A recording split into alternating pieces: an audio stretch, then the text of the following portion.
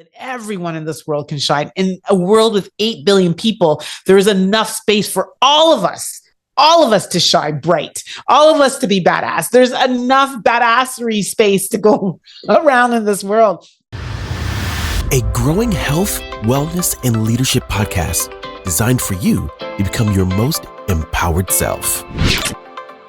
Great day, amazing humans. Welcome to the Empowered in My Skin podcast, where our mission is to help 1 billion people in this world think in more empowering ways. Empowered humans empower humans. So you are the right spot to become a lead domino for empowerment today. So let the show begin.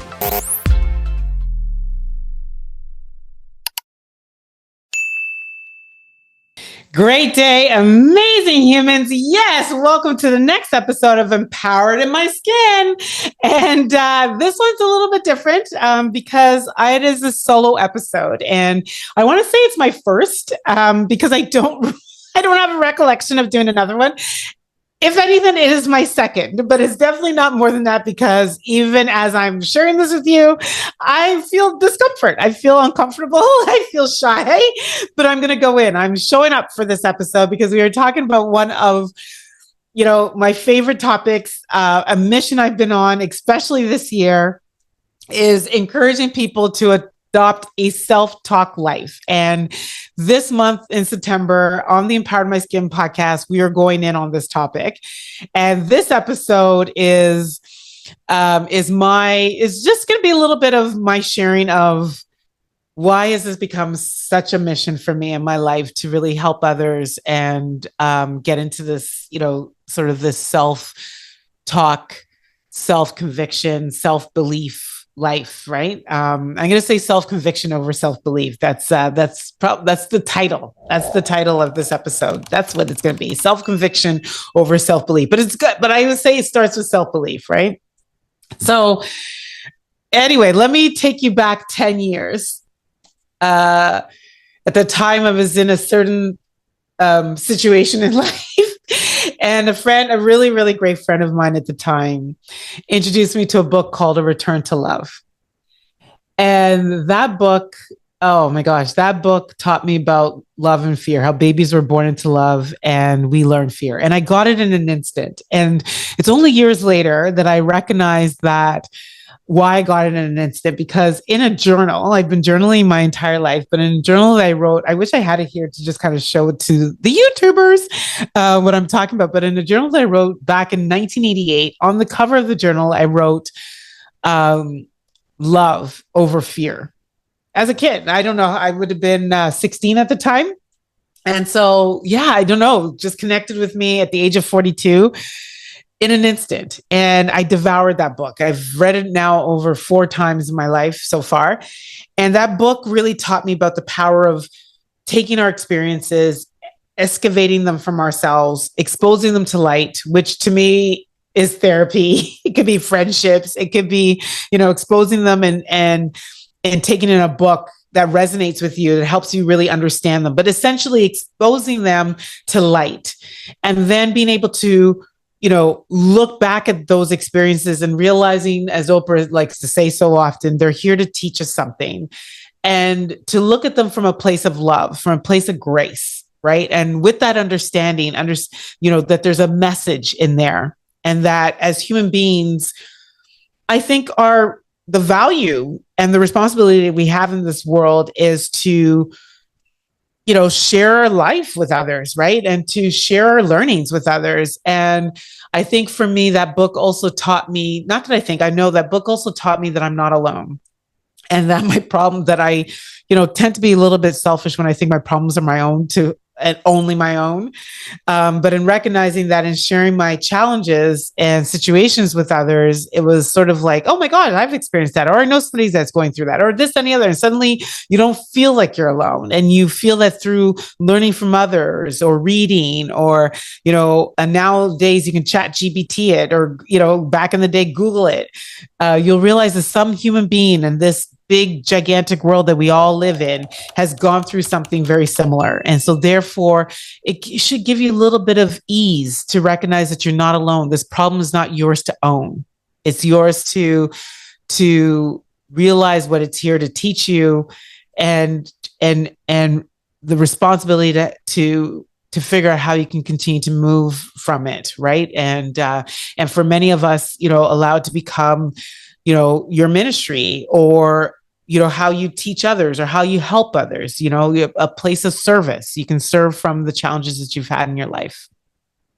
And so that's what that book really did for me. And I excavated all of those challenges. And fearful challenges are those that are like, that leave hate and rage, anger, frustration, jealousy, envy, oh my gosh, unforgiveness, locked up, tied up inside of us, right? And it's this ability to rip that all out of us, to sort of now look at these experiences from a fresh new way, from a place of love and grace and compassion and empathy, and then redeposit them back into us, knowing that they are now tools to help us to continue to navigate forward.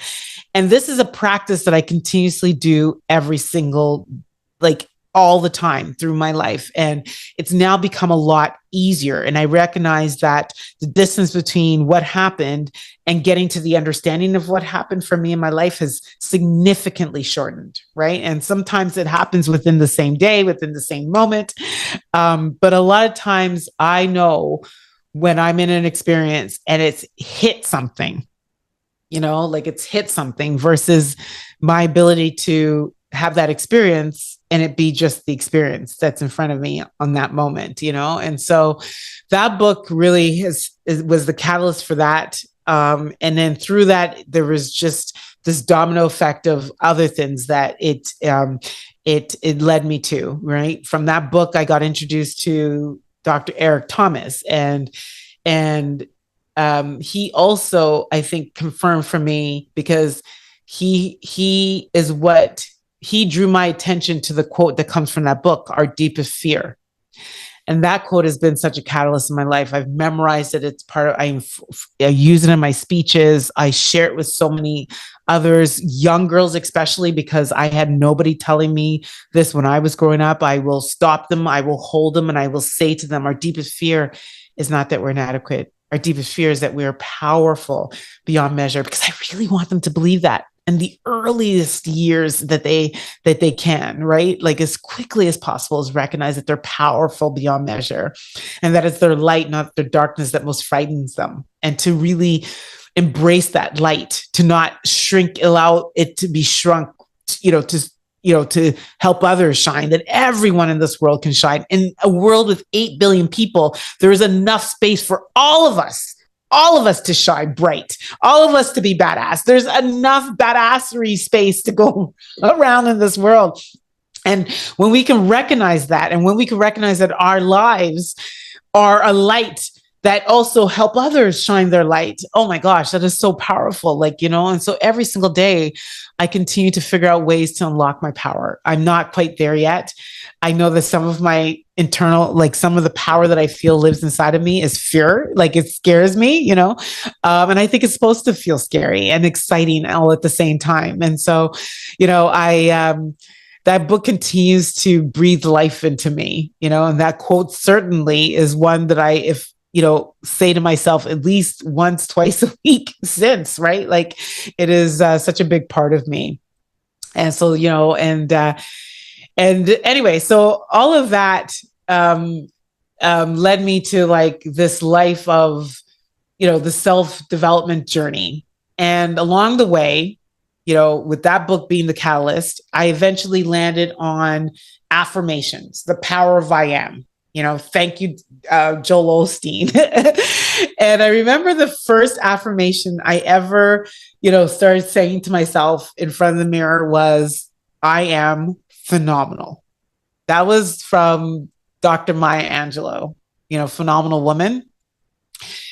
And I remember, and I probably can't even say it now the way I would say it. I would say it so timidly, I'd look at myself in the mirror and I'd be like, I'm phenomenal. I'm phenomenal. Now, when I say it to myself 10 years later, I am a phenomenal human. The level of conviction I have from really embracing my phenomenalness, right? And has actually helped others be incredibly phenomenal, because now I ask others to repeat after me, I am phenomenal. And I am is the most powerful statement you can say to yourself, because nobody else can say I am for you, you know?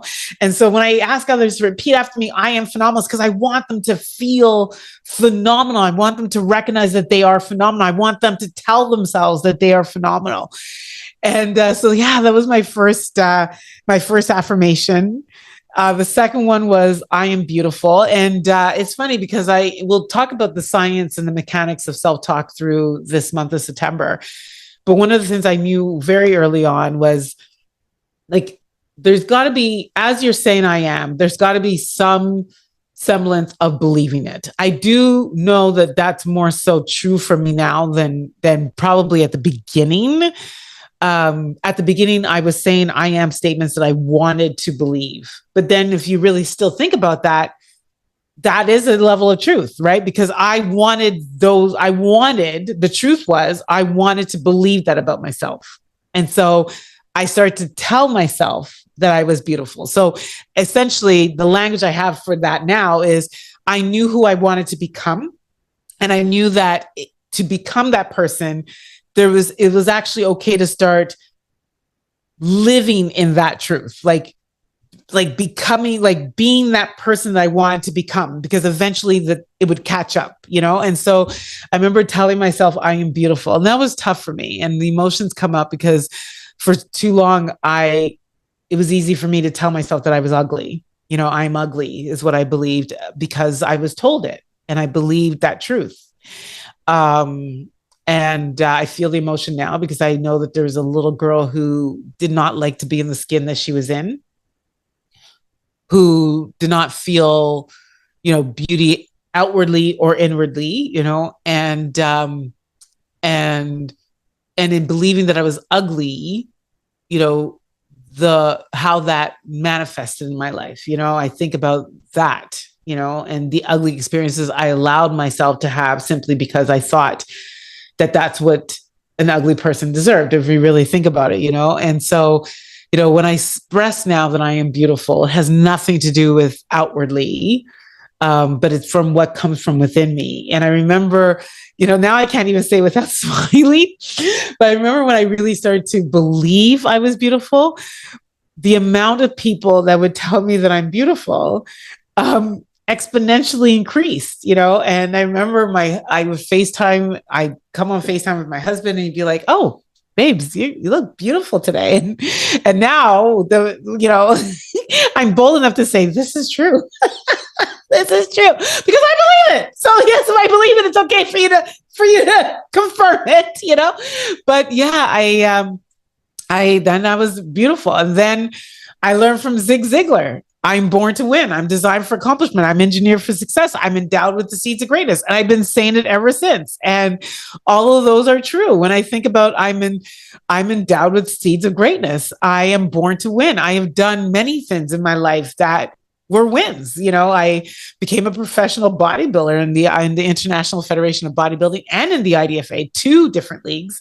I became a pro, and yeah, I won. I was born to win. I was designed for accomplishment. There's, you know, not only are the friends, the people I hang around with accomplished, you know, in their own rights, I am accomplished, you know, I accomplish things. This podcast is an accomplishment. This is episode 290. You know, and so that is accomplished. I'm accomplished, and I'm designed for greatness. I truly do believe that. I'm engineered for success. There's so many things that I can say have been successes in my life, and yeah, and my mantra goes on and on and on. And so, you know, really, what I want to share with you is the value of starting that. You know, and like I say to everyone, start it with one affirmation. Just one, you know, and now that I understand more about the science, you know, you can frame it in a way, if you don't believe it yet, you can frame it in a way of,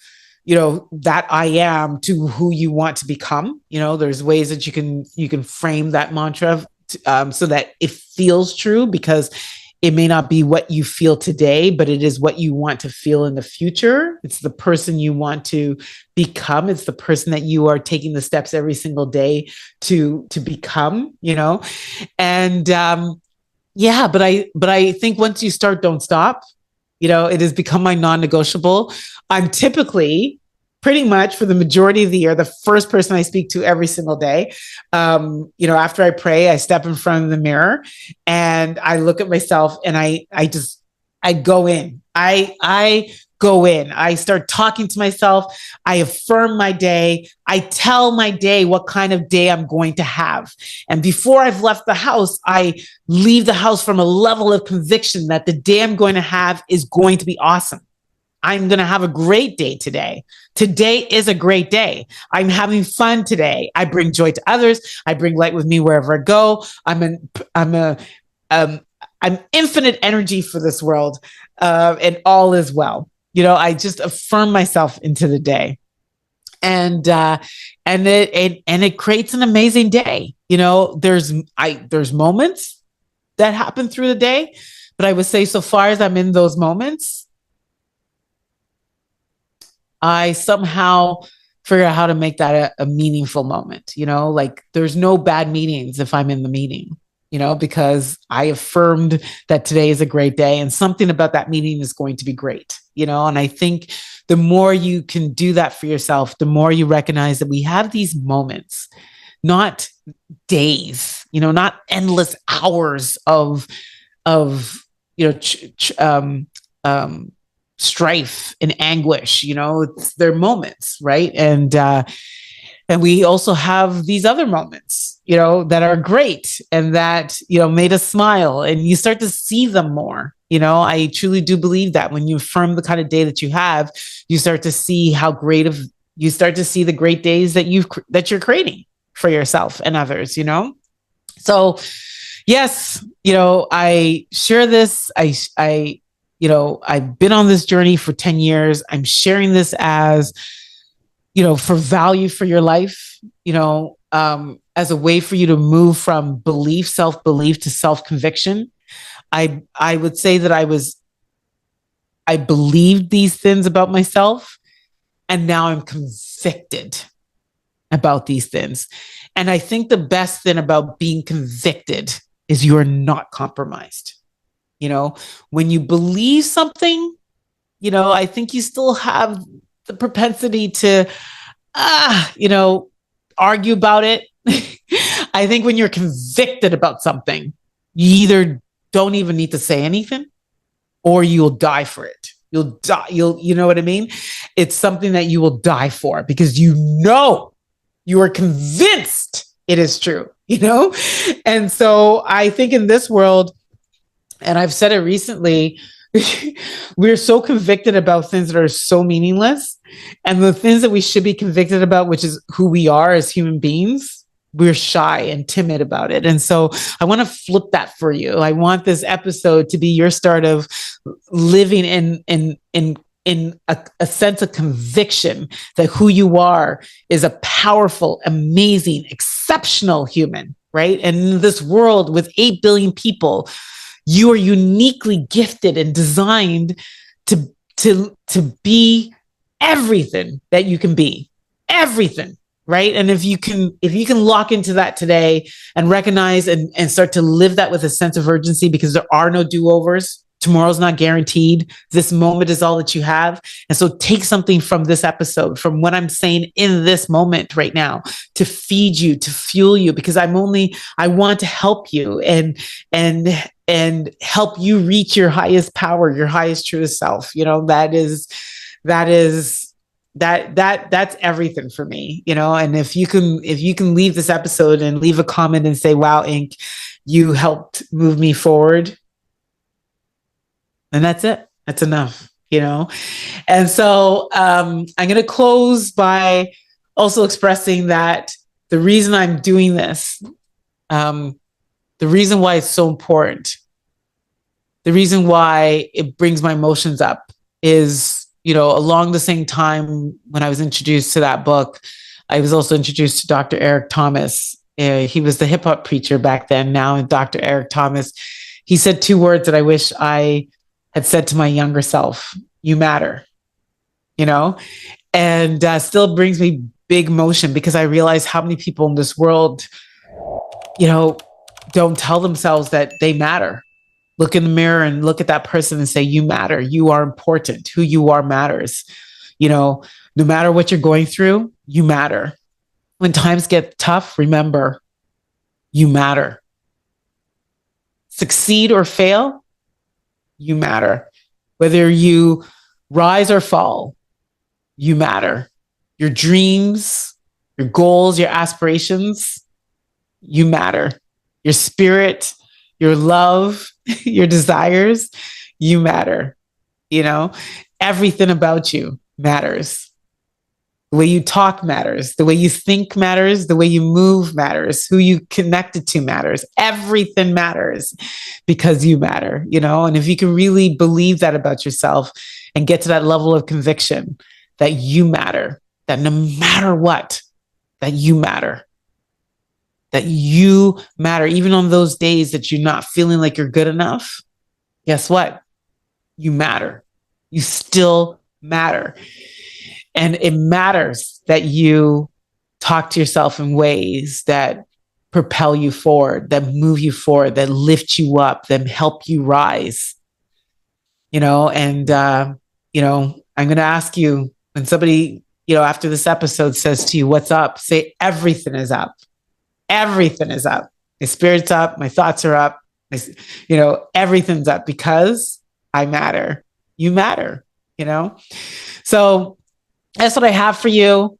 I truly hope that you move from this place of self-belief to self-conviction by locking into daily affirmations, to becoming like me, an I am junkie, to using your affirmations to introduce yourself, to this world every single day, to show up in your awesomeness, to tell your day what kind of day you're going to have. Your day has nothing on you. Nothing. Your experiences have nothing on you.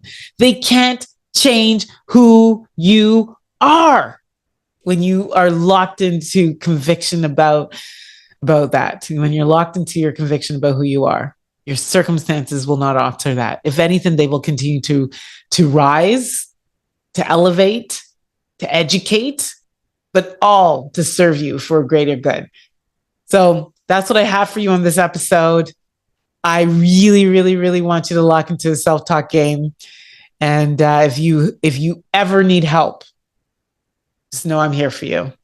But this is where I have to say, I'm out. Bye-bye. There you have it. I trust that you're feeling more empowered in your skin. And as the late Dr. Maya Angelou says, when you get, you give, when you learn, you teach. So it would mean so much for us at EIMS if you share this episode and tag us, or teach an insight that you learned from today's episode on your socials and tag us. And remember to go over onto iTunes and leave us a review, or follow us on socials at Empowered in My Skin. But most importantly, don't forget to subscribe so you never miss an episode.